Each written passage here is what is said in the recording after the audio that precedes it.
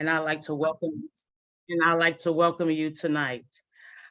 Before I go forward, we are all going to go around and give our welcomes and introduce ourselves, but I'd like to lift up Black Voters Impact Initiative, which is here to embrace, educate, and get us out to vote, but most importantly, in the spirit of building our civic engagement so we can unify our voice.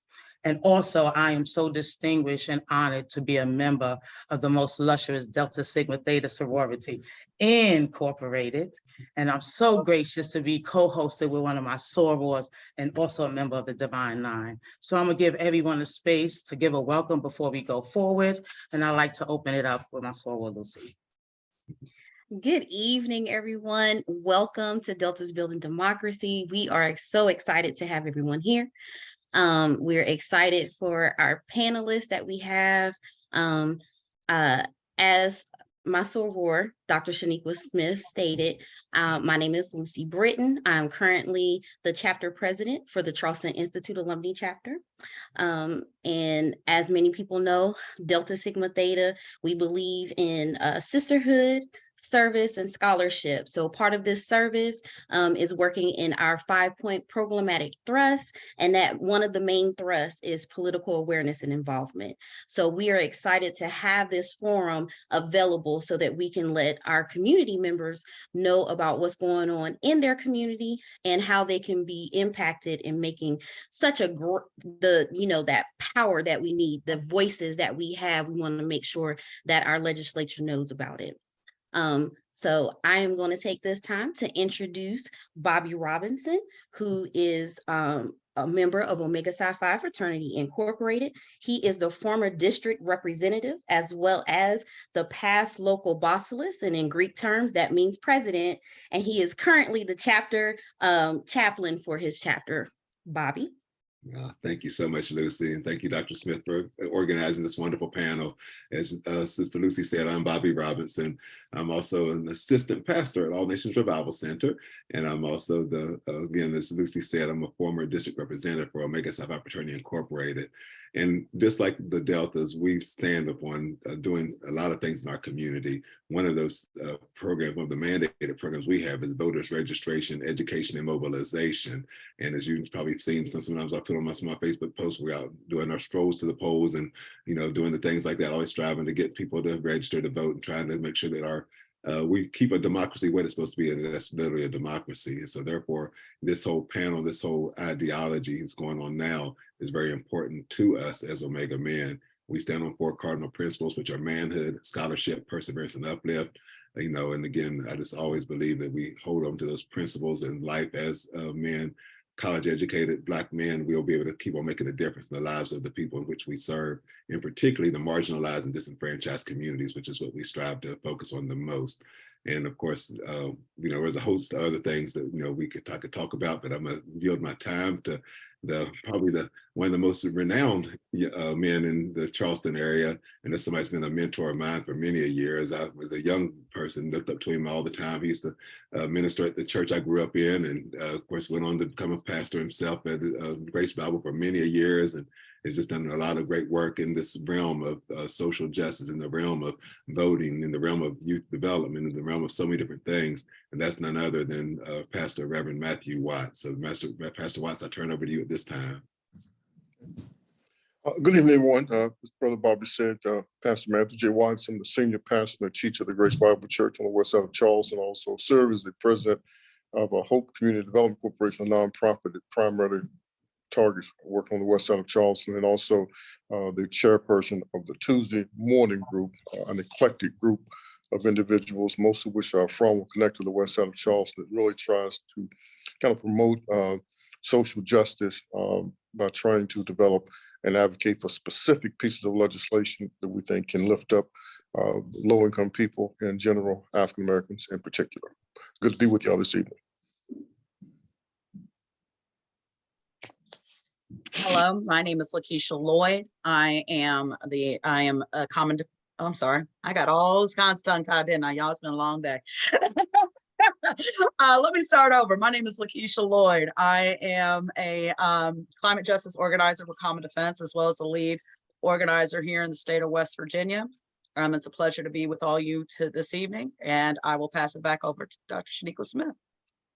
Well, thank you all. Thank you all for your collective wisdom and the sharing of your time. And so let's get right to this. We're going to make this our power hour of information and action. So I would first like to thank you all and let you know the Learning in Action webinars is a place that we'll be learning to integrate and act with our legislation. We as citizens, it is our responsibility to be the voice in our community. And for us, we need to come and be educated and come together collectively to take the issues in our community and turn them into policy. And so these webinars will be held every Tuesday in January at 7 p.m. with different guest speakers bringing their expertise, things they're doing in their communities, things that we need to learn about, and also how do we come together collectively, not only on Black Policy Days, but all the days that we have this active calendar, which we'll talk about later on. This year, we do have a Black policy agenda, which mirrors the social determinants of health. And the social determinants of health is the conditions that we work, play, and live in. And these are the things that affect our health, affect our being, affect who we are. So we want to get to the root of things, and as communities, share the things that we've been doing in our communities, the knowledge that we need to activate a collective voice and a collective presence as we go forth in our legislative. And we also want to invite individuals that's viewing today, because we know all the wisdom that's on this panel is not all the wisdom. So we ask you as we conversate that for you use to chat and put information in the chat, put your questions. We have a Q&A. We have time for Q&A after the speakers speak. And please share, because the more information we share, the more knowledge we share, the more we can grow in our strategicness. And so with that, I would like to go forth and move forth and invite my Soros, Lucy. Thank you, Dr. Smith. So right now we're going to be discussing about school suspension. Now I think it was like 2020, there was a Senate bill that was passed stating about they were going to look into it, because there were so many kids getting suspended, what they need to do, this, that, and the other. We already know that although Black students make up a small population in the school. However, they were the highest percentage being suspended in schools. So, and the thing about it is they started off like the suspension wasn't, something that was mild or whatever. It was always escalated way quicker than any of their counterparts.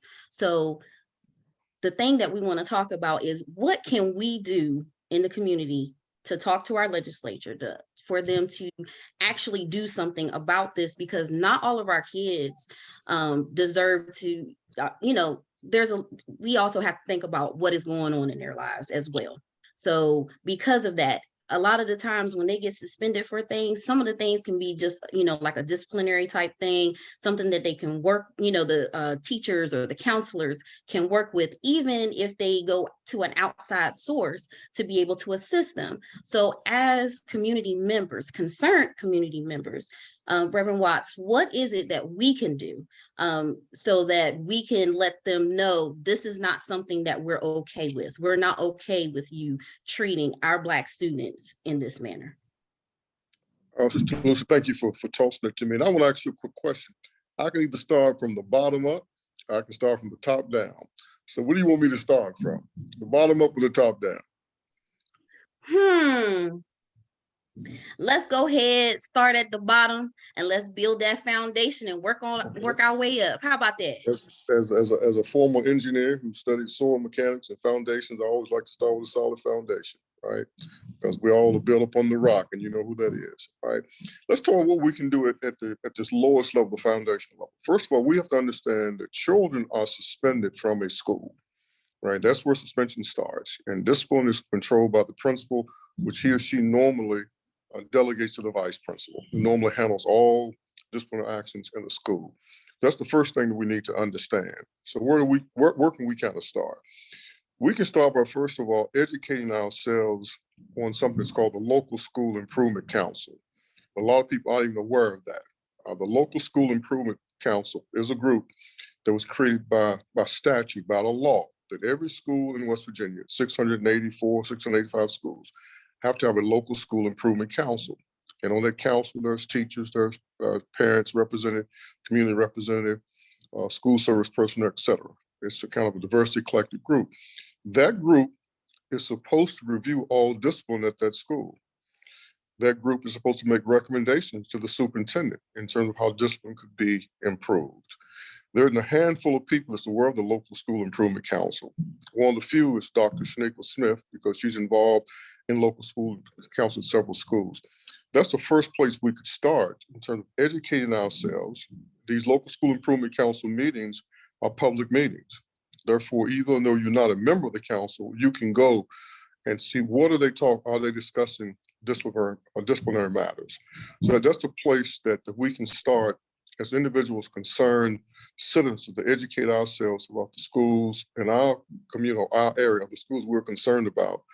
What is the principal and the vice principal doing? What is the local school improvement council doing? Are they gathering data? Are they collecting the data about school discipline suspension? And is that information being shared with the local school improvement council the way it's supposed to be?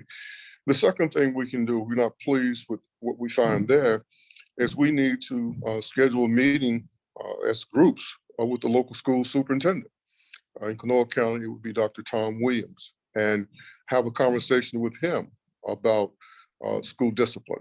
And we found that the local school improvement council are not involved in reviewing data. They're not making recommendations. Then he needs to make sure that that directive is given to the principal. Then to have an active local school improvement council.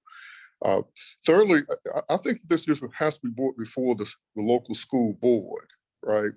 That they need to understand that people in the community are concerned about the children in that community getting a thorough, free, and efficient education, which is the state constitution say that they're supposed to get. And if kids are being disciplined, if they're being suspended at high rates, then how they're going to get that education. So making sure that the school and the principals, the school board, the superintendent's office is aware that we know that there is a problem, we're concerned about it, and we expect to work with them to try to develop some solutions. I think fourthly, we've got to come together, and that's what we're talking about we. The we is those who are concerned, right? And create a community effort to say, okay, these groups are going to focus on these schools. We talk about African-American students now with high African-American population. So these fraternity and this sorority and this community-based group, they can kind of focus here. Other groups can focus in other places, because what we need to do is have a presence in all the schools where we have high numbers of African-American children. And we got to be prepared to be a part of the solution. We just can't agitate and complain. Our children need mentoring. Our children need tutoring. When I go to these schools, the principals are begging, can you get people to come in and talk to our children, particularly African-Americans? So I think that we've got to come up with a plan of how we're going to have a division of labor, look at the schools where there are high population of minority school students, particularly African-American students. And then we can come together and say, okay, guys, how many mentors or how many tutors can we actually identify from our churches, from our fraternities, from our sororities, from our lodges, from all these different groups, the Divine Nine, whoever is concerned about children. And can we get them to make a commitment that we're going to deploy them at specific schools where we can be to say, we're going to have these many people come in, here's what they're willing to do. These are things that we can do at the local level, at the community level, and then also engage with the local schools, superintendent's office, and the local school board. Now, in the few minutes I've got left, when it comes to the legislature, right, we've got to understand that the legislature only comes to town for 60 days. They're only be here starting tomorrow, January the 11th, and they'll be here through early March. And they're going to be out of here. They can not conduct any official business outside those 60 days unless there is a call on behalf of the governor with specific items have to be publicized. And if they call a special session, they can only talk about that. So what do we need to be looking at doing during this legislative session? Well, I'm glad you asked.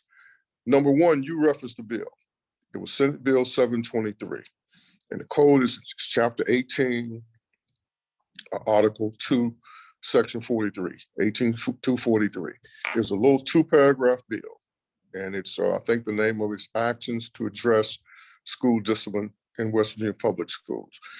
What that bill called for was that the legislature was together, it was to compile, it was to put together school discipline data statewide in a report. The legislature was also supposed to develop a statewide plan and implement that plan, and then 2 years later, report back to the Legislative Oversight Commission on Education Accountability, or LOCEA, LOCEA, in terms of the status. That bill passed back in February of 2020. So 2 years later, July the 24th, the Washington Department of Education, they did gather the data, compile a report, issue a report. It wasn't the greatest report in the world, but it does have good data in it. You can work through all the tables that's in the report. But the report does not contain a plan because they have not developed one. It does not contain any results because there's no plan and implemented. So technically, the Washington Department of Education is out of compliance with the 2020 bill that was signed into law, Senate Bill 723, 18243. So that's a technicality, but that's just the reality. Secondly, the Legislative Oversight Commission on Education Accountability, when they had the meeting on July 24th, they didn't ask any questions about the report. They did not hold the State Department of Education accountable for what they were supposed to do. They just accepted the report without any real conversation or discussion. So what the Tuesday Morning Group is trying to encourage groups to do is support the request that we're making to the legislature, that they amend the bill that was passed in 2020, right? Senate Bill 723. They amend it and require the Washington Department of Education to report every year, not every 2 years. Let's not wait till 2024, but require them to report every year, a report, and the status of them developing and implementing the plan. And that also that they have to give updates during the year when the legislature meets for the interim sessions. And they normally meet every quarter, give or take, in terms of how they're scheduled. So there be ongoing meetings and conversation. So we encourage you to support that request that we're going to make to the legislature. Secondly, we're going to be requesting that the House of Delegates, that they would convene a public hearing. The House of Delegates can and do. The Senate does not convene public hearings, but the House of Delegates, the People's House, convene a public hearing. We want there to be a public hearing during the legislative session where the Washington Department of Education has to come and report in terms of where they are with this action to address school discipline, what their plan is moving forward, and make sure that happens. And lastly, we're requesting support. All this conversation, all this report, all these things are important. What is needed is resources. And maybe at the end, I can come back and unpack that a little bit more, but we have an unprecedented amount of money in the state of West Virginia right now. Not in my lifetime, as West Virginia had $2 billion surplus, plus another $750 million, give or take, that's in the remaining American Rescue Plan Act fund. So the Tuesday Morning Group has submitted a specific plan requesting $300 million of the remaining OPRA, American Rescue Plan Act dollars, to be set aside, and that those monies be allocated back to local city municipalities and counties where there's no city governments. They send some of that money back based on the percentage of poor people that live in those cities of the total poor people in West Virginia. So for example, Kanawha County has roughly about 3% of the poor people in the state of West Virginia. We got about 3%, right? So what that means is that we would get 3% of 300 million. I'm sorry, the city of Charleston got about 3%. So the city of Charleston would get 3% of 300 million. So about $9 million would come back to the city of Charleston so that it could then invest it in projects to promote education, health, workforce development, economic development, housing, social service coordination. So it has to be specific projects to nonprofit organization. Small business will be eligible for grants to help with businesses. So I think I'm out of my time. I'll stop right there and I'll come back and fill in and do what I need to do. But that's the kind of framework, right? For what we need to do locally and then what we need to do at the state level, specifically during this legislative session. Thank you so much for that, Reverend Watts. That's very insightful and very impactful information that we can utilize, hopefully, to keep on making a change. And I'll go way back many years. You know, Reverend Watts, actually his brother-in-law, had written a book called Talks My Father Never Had with Me. And anyway, we had used, Omega Psi used that same book and went to, at the time it was Glenwood Elementary School before Mary C. Snow had even started. And they had, at the time, it was the lowest lowest test grades in the whole state, according to the Educational Alliance and West Virginia Educational Alliance. We went there for a solid year and they made AYP within 1 year. And we would send 15 men over there every day, dressed in suits and suited and booted, you know, and we'd go over there, we used that curriculum that was given to us by Pastor Watts, and we was able to make that kind of a difference in the lives of those young men. It was, of course, it was a male only, it was a male, and then they had male classes and female classes, of course, at that time. So we worked with the men and it worked very well and got everybody in the whole school system uplifted. And of course, these are the things that we as organizations can keep on striving to do. You know, I know I saw a couple of things mentioned already, asking how can we provide the kind of support that Reverend Watts was talking about. How do we find out about where the LSIC meetings are being held and what times and when the schools are having those? You know, that's all public record. You know, we can actually go and to any of the schools, call any of the schools, and they're required to let us know when their LSIC meetings will be held. And of course, as a concerned citizen, you're allowed and afforded that opportunity to attend at such time. So those are things that we can do. Obviously, like I mentioned before, you know, one of the things that I believe in is, you know, giving up your lunch maybe for a day or so a week. 1 day a week, give up your lunch and use that time that you would have been eating your lunch and go to one of the schools that has you know, where there's problems, or, you know, there's some needs there, and make that difference in the lives of some young people. So there's a host of things that we can do to continually to help this effort in striving to make sure that we're taking care of our young people, but also helping prevent the suspension rate to being so high. So with that being said, are there any other questions? I can't see the whole chat right now. I'm not sure, Dr. Smith, are you able to see the chat from like Facebook or anything like that? I didn't know, can't see that. I'm trying to. See any questions being submitted via the webinar. I know that there was a question in the panelist chat also about how we can get involved. And sometime if you live in the community, maybe just get involved with that family and supporting that family. A lot of times these parents are traumatic children that chronologically grew to adults and never received the intervention and the correction they needed. And so a lot of times when we live in these communities, is about us extending the family and with the networks we have, use the networks and the knowledge we have to help that and assist that family or assist that community. And so those are other ways that we can support these students outside of the school when we have to work during the days. And before we go forward, I would like to thank Jonna Bailey for being here for West Virginia Future. Even though Jonna was off note being our technical support, I really appreciate you, Jonna. And I wanted to give you a word of welcome if you wanted to, because I forgot earlier.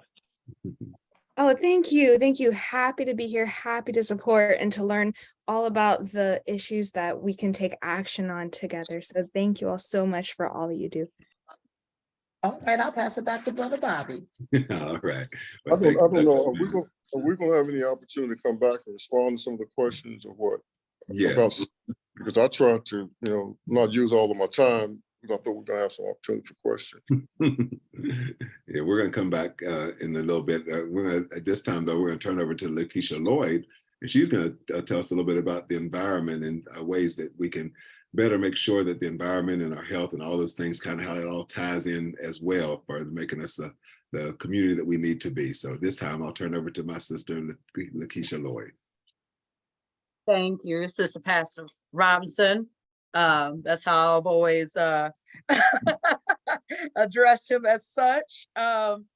Yes, so environment. So actually, right as I was getting ready to get on this call this evening, we were actually on a call with a public hearing for the Union Carbide plant and Institute. So if I don't know how many people are actually familiar with the Institute plant, but here's a little bit of background. So the Institute plant originally was Institute itself.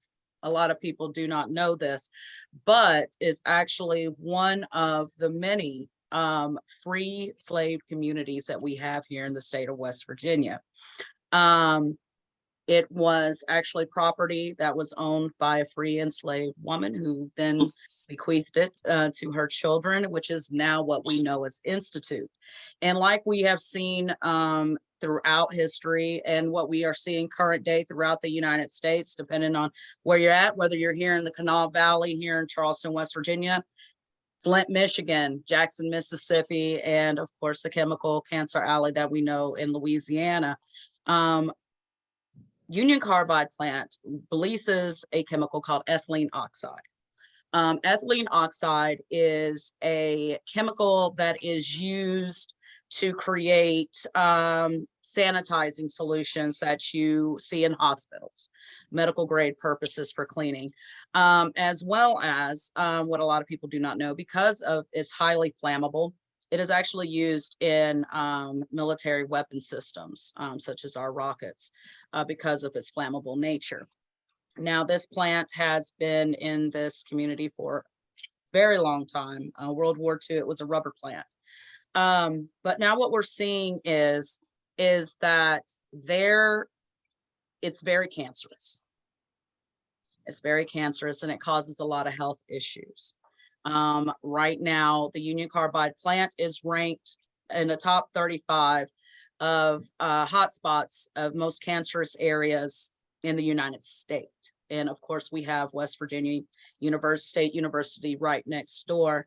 And then we have the plant as well in South Charleston. Now, of course, that affects all of our air and breathing quality. And depending on how close to the plant you are, the more higher risk that you have to be able to be exposed to this. So on that note, they are actually holding public hearings, right? Public hearing this evening. If they are accepting comments from the community up until January the 20th at 5 p.m. And you can email them or write to them. And it is something that we keep seeing, right? Far too many times when we're dealing with pollution and environmental issues, it's environmental racism. Okay. A lot of people do not like using those terms, right? But we're just going to call it for what it is.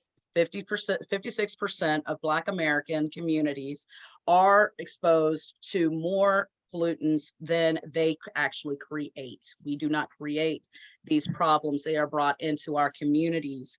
And this is something that we've been dealing with. So if you are interested in getting involved in this and wanting to speak up and speak out about it, you can contact me. My name is Lakeisha Lloyd. You can meet me at lakeisha@commondefense.us if you are interested in finding out more information about that. And I guess that's going to kind of segue into the next topic of discussion, which is our community and environment and climate change, right? So what is Charleston, West Virginia, and West Virginia as a whole in our communities and here? How is this affected, right? A lot of people are like, but the thing about it is that right now, the Biden administration was able to get past the Inflation Reduction Act. Okay, this is the largest clean energy, climate change initiative package that has ever been put together. What does that mean for us? Well, thanks to the Biden administration and putting forth what is called Justice 40. Justice 40 standards was created to make sure that in so many instances, when we have large packages of money, federal government money come out like this, far too many times what we see is that the communities that need it the most are the ones that are not receiving the benefit of it. So the Biden administration created what is called the Justice 40 standard. Justice 40 standard states that communities that are underburdened, that are targeted by high environmental issues like what we see in Institute and South Charleston, communities that are underserved, underrepresented. 40% of all of the clean energy funding that is part of the Inflation Reduction Act has to be used in these communities. Here in the state of West Virginia, Justice 40 communities are all over, and that includes right here in Charleston, the West Side community and the East Side, as well as other communities throughout the state of West Virginia, Bluefield, West Virginia being one of those as well. What they have actually done is they have created a pot of money that municipalities, local governments, and state governments can apply for to get those benefits in. Now, in the original package, there was a $40 billion earmarked price tag for workforce development. Of course, you know, we have seen, if anybody has watched the news over the last week, we saw how well our government sometimes can get along, and things don't always work the way we want them to work, and we don't always get everything that we want. But the good thing is that even though that money necessarily was earmarked was not included in the final package, the money that is available, communities can actually get that money, okay, and put it towards workforce development and renewable energy. Renewable energy overall, as a veteran, veterans are overrepresented in the clean energy in industry now, but we still have where it is Black Americans and women are not represented in this industry. And this is something that, you know, my work with Common Defense is that we're trying to change. It's very, I was about to say it's very simple, but it's, this is what I do on a daily basis. I talk about it all the time. So, but it really is. We can actually invest into our own communities and bring those opportunities to folks here in the community. If you go anywhere in the state of West Virginia, what is the biggest thing everybody says we need more of? Jobs. We do not have jobs. And, you know, being an Army veteran, we get out. What do we have available to us? We don't really have much. And I always say West Virginia issues are veterans issues and vice versa, because when we all come home, we all come back to the same communities and have to deal with the same things. So one of the beautiful things about this is that it actually is going to allow money to be able to come in and be used within the community to do a number of things. One, reduce energy costs to low income to medium income families through adaptations, home adaptations.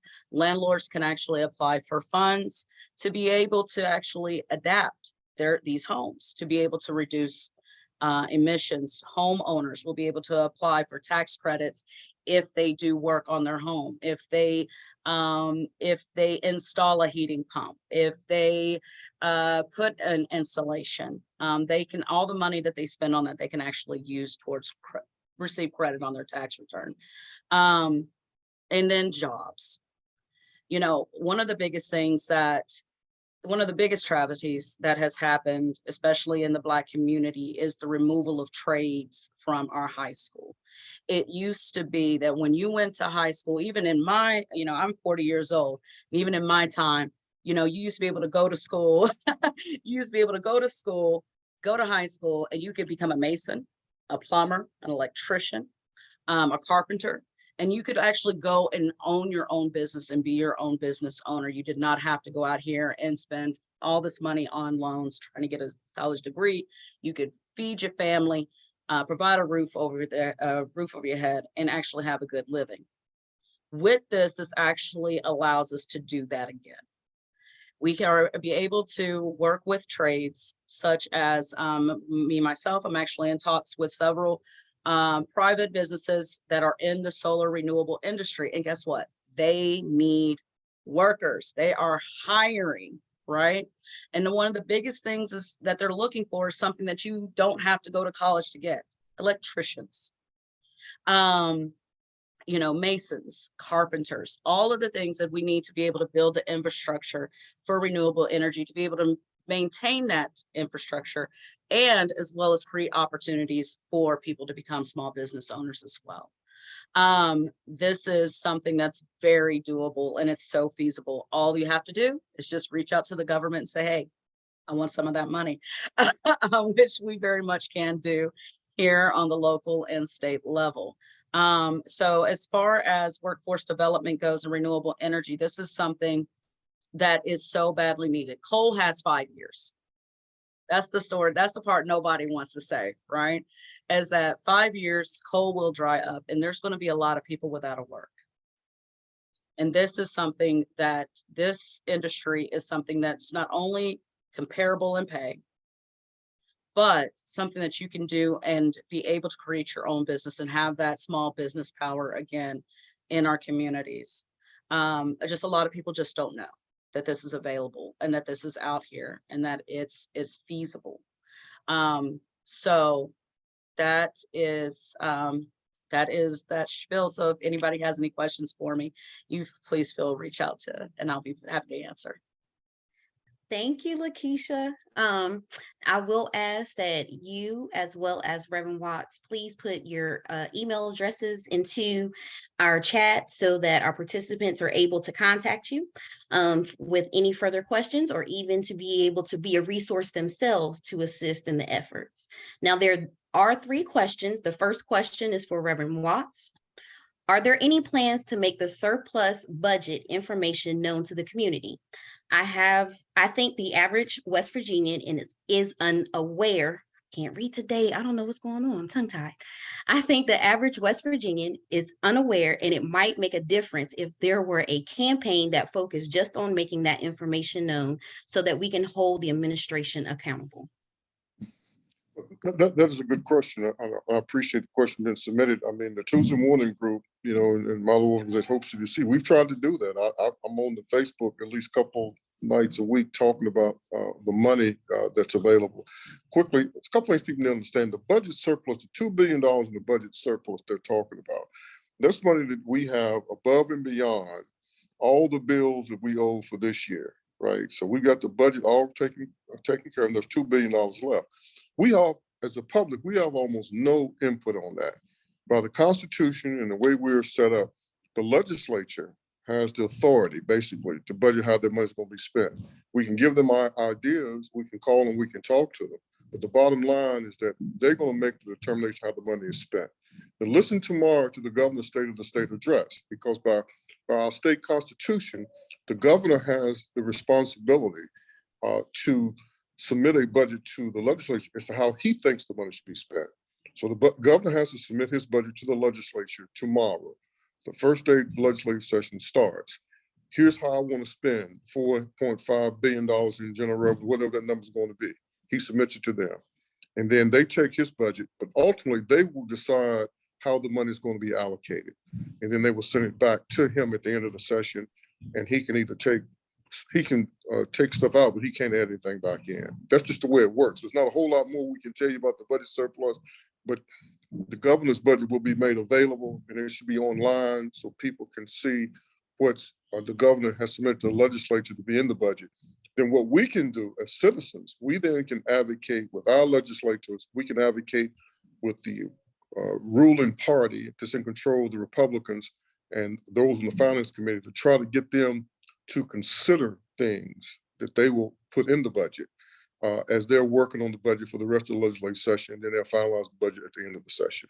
But the big part of money that we got an opportunity to maybe have more of a chance to influence what they do with is the money that's left. And I think there may be $750 million left, $750 million left from the American Rescue Plan Act funds. And since those monies came from the federal government, and the federal government has given some specific guidelines in terms of how those monies should be spent, we can try to say to the legislature, we want you to follow these guidelines. And the guidelines encourage investment in highly populated minority communities, investments in other disadvantaged communities. That's what the guidelines call for in the federal legislation. And the governor even has those guidelines in the governor's plan, right? So the governor had to develop which no one has read, but it's online, right? The governor developed a plan. If you just Google West Virginia ARP tracker, West Virginia ARP tracker, or West Virginia ARP tracker plan, it will come up and you can read what he put in the plan. And it's very consistent. There should be money should be invested in heavily populated minority communities. Money should be invested in other disadvantaged communities. We should strive to receive equitable outcomes. The legislators were supposed to come and talk to us, the people, to ask us what type of projects we wanted funded out of the American Rescue Plan Act money. They didn't do it. The governor's supposed to sit in the Hurricane Office affairs around the state. They were supposed to convene meetings and get input from the public. I don't know whether they've done it or not. I inquired, but they said they hadn't got a report compiled yet. But we have an opportunity, I believe, to try to make a case to the West Virginia legislature, right?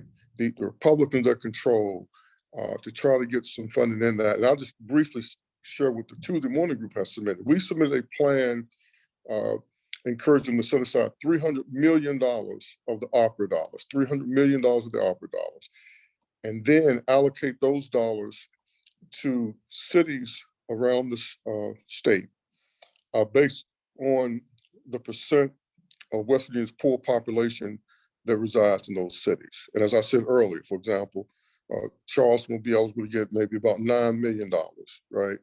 And that, we think that will be fair and equitable, that it's based on the percentage of poor people that's in those cities, and the money would come back and then would be directed toward strategically investment in the people and in the community where poor people live. And we got a chance to pull, I think, some support around that and maybe move the legislature on that matter. Thank you, Reverend Watson. We do have 2 more questions that I know of, but while you were talking, in our chat it stated, great news about the Justice 40 plan. So glad they are seeing these disparities and doing something about it finally. Thanks for sharing. And then another statement was on December the 25th of 2022, the Gas Mail had a front page story by Mike Toney about West Virginia CARES Act spending and should be required reading for all of us. Oh, the Gazette Mail. I was like, gas, I ain't know, but you know. Thank you. Now the next question is for Ms. Lakeisha. The question is, can landlords apply for these credits for commercial property use as well? If I'm not mistaken, they should be. So as far as I understand from what the reading of the package entails, is that as long as it doesn't actually specify that it has to be a live-in residence, that it has to actually be for family purposes. As long as an individual owns the property, then they would be able to apply for that funding through, they would able to be, so the way that the funding is actually split up is that so the way that it's actually set up, so if a landlord wanted to, let's say, do some things, do some what they consider adaptability, fixing to their home, right? Like I said, adding a heat pump, insulation, things like that, to lower energy costs. They will then be able to use that, everything that they did, and be able to do one of 2 things, either a tax credit, or 1 or 2 things, or both. They'd be able to apply for a tax credit for the funds that they actually spent on the maintaining the building for adaptability purposes, as well as get a, oh my gosh, a rebate. So even if you are you are a private home owner, you would actually be able to apply for those as well. It's not just for someone who owns property who's renting. So landlords, yes, would be able to take advantage of that for commercial properties. As far as I'm understanding, any properties that could be considered a small business as well, they would be able to do that. Thank you. Now, the next question was, does one have to have a 501c3 to reach out to the government for the money? Yes. So cool thing about 501(c)(3)s. So there's actually, and I was getting a little confused in the last question. So there's actually 2 pots of money, right? You have one set of money that is actually going to state, local, and municipality governments, right? That they can implement to do renewable energy structures or give out grants towards workforce development within their communities. The second pot of money is actually for 501(c)(3)s, and that is what we call our green banks. So a green bank essentially is a CDFI, is a 501(c) who is a CDFI, and they would be able to apply that money, apply for that money to put forth loans, rehabilitation loans. So not to plug my old bosses, but Community Works of West Virginia is a housing nonprofit organization. They do lending. So in all actuality, they are a CDFI as well. They would actually be able to apply for that money and become a would be able to become a green bank who would be able to do those loans. Thank you. So a question popped up while you were talking. There's a statement, but I'm gonna read the statement after this question. Please explain a CDFI. Okay. So a CDFI is a lender. So they are what is considered a community development financial institution. So a lot of times what you'll see is you'll have 501(c) nonprofits who will give out loans for development purposes. That is what a CDFI is. And CDFIs under the IRA are allowed to apply for funds and be able to become what is, like I said, considered a green bank, in which they would be able to give out loans and grants towards renewable energy adaptations to homes. Thank you. Now, while you were talking, a comment came in when you were discussing about apprenticeships. It says the trades are always seeking people to fill apprenticeships. Trying to get our people to apply for these apprenticeships is where we come up short. Yeah, and I mean, and it is. It's an issue that we do have. But I also believe that it is a lack of knowledge, really. You know, if people don't know that the opportunities are out there and they don't know exactly the good that can come, the benefit of being able to go for these apprenticeships, then, you know, they're not going to do it. They're just not going to do it. And, you know, I've heard a lot of people, you know, that have a little doubts and stuff. They say, well, you know, this new generation, they don't like getting their hands dirty. You know, they don't want to do the hard trades, you know, like we used to. But in all actuality, we just want to make money. I mean, millennials, Gen Z, you know, Gen Y, we're tired of being broke, you know. For us, I mean, for us that came up through the Great Recession and came of age during the Great Recession, you know, it's one of those things where, you know, we weren't afraid to go out here and get good jobs. And that's where we're at right now. And especially if there is a pathway in which you can become your own boss, right? In which this does. It gives you the trade and the skills to be able to do that. We just have to get out here and actually take a proactive stance and talk to the folks in our community and reach out to our young people and let them see all the opportunities, right, that's available to them. And let them know that, you know, there is more out there to where you can have a good paying job, you can have benefits, you can make sure that your medical and your dental is taken care of. You know what I'm saying? You've got a roof over your head, you put food, you know, food on the table and shoes on baby's feet. You know, that then these opportunities are available. It's just honestly, people just don't know that they are. So that's why it's up to us, you know, and what I do is getting out here and making sure to educate folks, to let them know that, hey, this is here. And this is how you can, here's a solution, right? Instead of promises, we always have promises. Here's a solution. So. Thank you. We have two questions that came in, but I'm gonna do the most recent one because it deals with what you just spoke about. It says, how can the collective make sure that the trades are put back in the schools? Well, I don't know, Reverend Watts, you wanna take that one?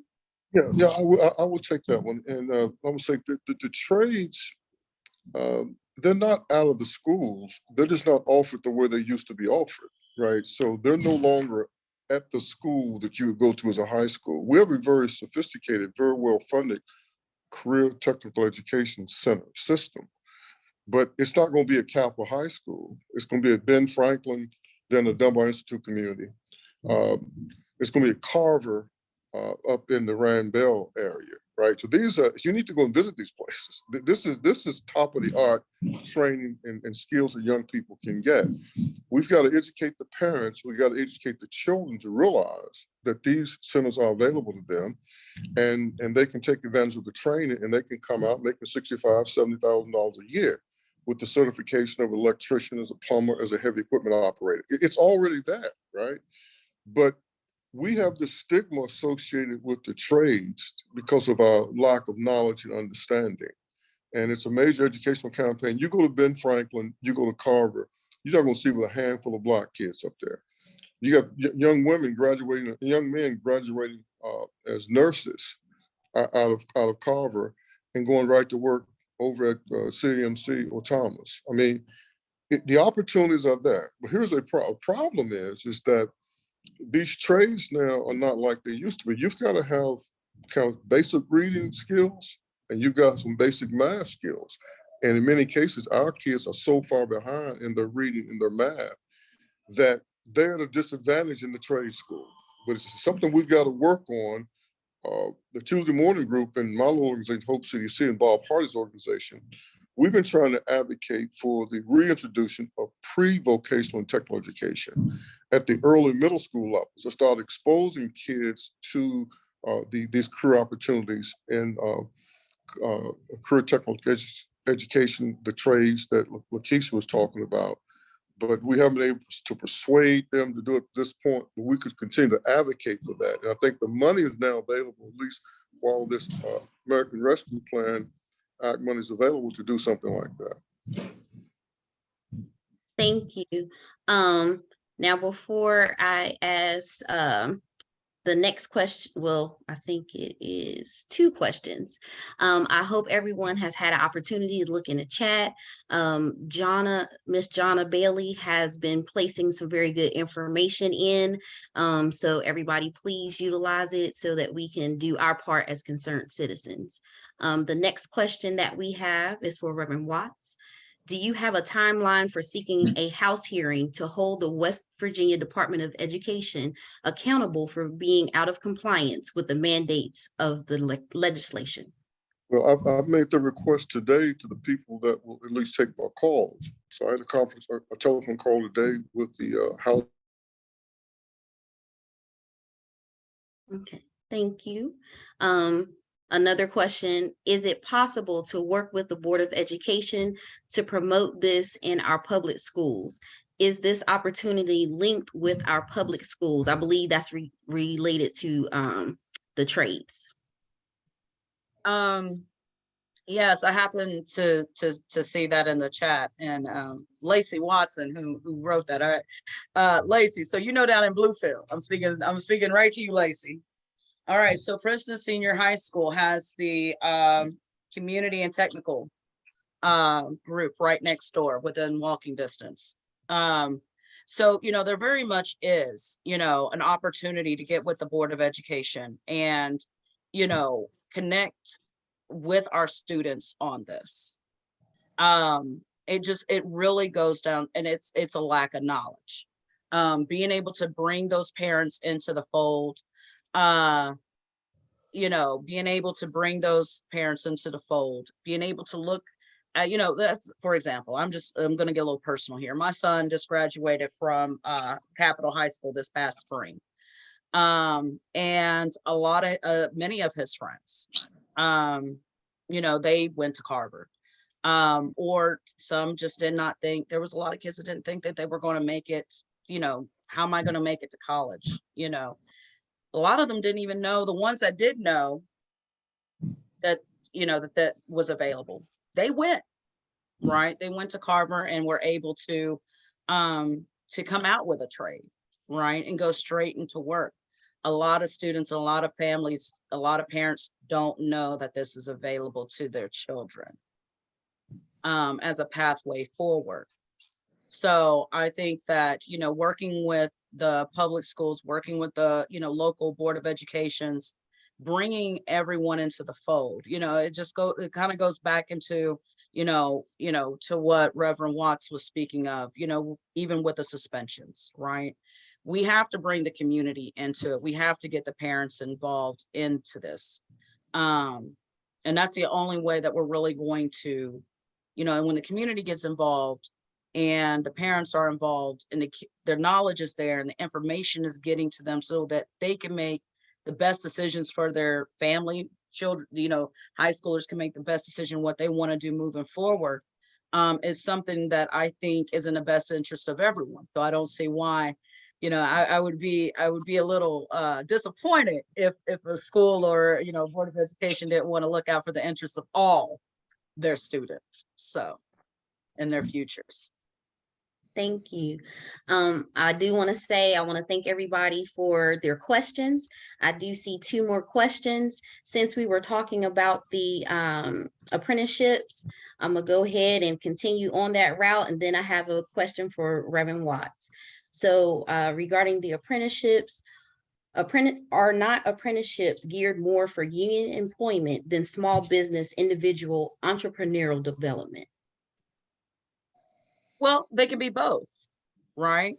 You know, everyone has to start somewhere. We don't just come out the womb running, right? So it's the same thing. And you know, yes, apprenticeships are geared more towards union employment, but union employment is not a bad thing. And then after you've got a couple years under your belt, you've learned how to do this, you've learned how to your skill, you've become a master in your craft, then yes, you most definitely can go forth and move forward, and become your own, you know, your own small business owner. Union work is good work. I'm sorry, I'm pro unions. Union work is good work. And so, but you know, getting them into the apprenticeships most definitely will give people that baseline education of how they need to be able to become a master of their craft, get them that time under their belt in which they could be able to go forth and prosper. All right, we are cutting down, we're rounding up to the end. So Reverend Watts, in about a minute or less, this last question is, have you spoken to any African-American classroom teachers to get their input about how to cut down on how to reduce African-American student suspensions? Absolutely. I've spoken to African-American principals, I've spoken to African-American teachers, and we'll be unfolding a plan that we're working on, a pilot project the state has agreed to. And I'll be talking more about that tomorrow. If anyone that's interested, I think Sister Shanika will send out a link. I'll be doing a presentation tomorrow from 6 to 6:55 with a lot of groups. Let me say this as we close. I think Black people right now, we're sleepwalking, right? I'm not a person given to exaggeration, given to hyperbole. You don't have to, because the facts are inflammatory enough. Things for Black people that are worse than they've been in my entire lifetime for the masses of poor Black people. 6 reports that came out that speaks to a public education crisis, particularly for Blacks and low-income whites. 32,000 student school suspensions per year, right?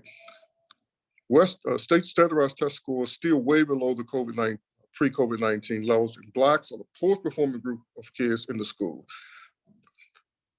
The National Association of Educational Progress, the National Report Card, West Virginia had the steepest decline in the NAEP test scores since they was last mentioned in 2019, and Blacks are the poorest performing there. A report came out by ACLU, the fact that West Virginia has the highest percentage of its kids in the child foster care system, and Black kids are overrepresented there.